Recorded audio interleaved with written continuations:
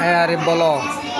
জান্নাত আল্লাহ তার নেক বান্দাদের জন্য এমন সব নিয়ামত তৈরি করে রেখেছেন যা কেহ চোখেও দেখে নাই, কানেও শুনে নাই, এমনকি কারো অন্তরে তার পূর্ণ ধারণা আসতে পারে না।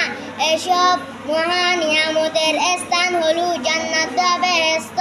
জান্নাত বা বেহেশত কোনো কল্পিত বিষয় নয়, বরং সৃষ্ট রূপে তা বিদ্যমান আছে এবং অনন্তকাল বিদ্যমান থাকবে।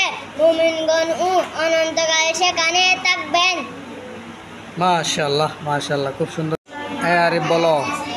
জান্নাত আল্লাহ তার নেক বান্দাদের জন্য এমন সব নিয়ামত তৈরি করে রেখেছেন যা কেহ চোখেও দেখে নাই, কানেও শুনে নাই, এমনকি কারো অন্তরে তার পূর্ণ ধারণা আসতে পারে না।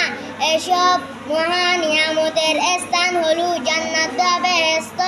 জান্নাত বা বেহেশত কোনো কল্পিত বিষয় নয়, বরং সৃষ্ট রূপে তা বিদ্যমান আছে এবং অনন্তকাল বিদ্যমান থাকবে।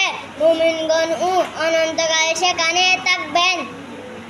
মাশাআল্লাহ মাশাআল্লাহ, খুব সুন্দর।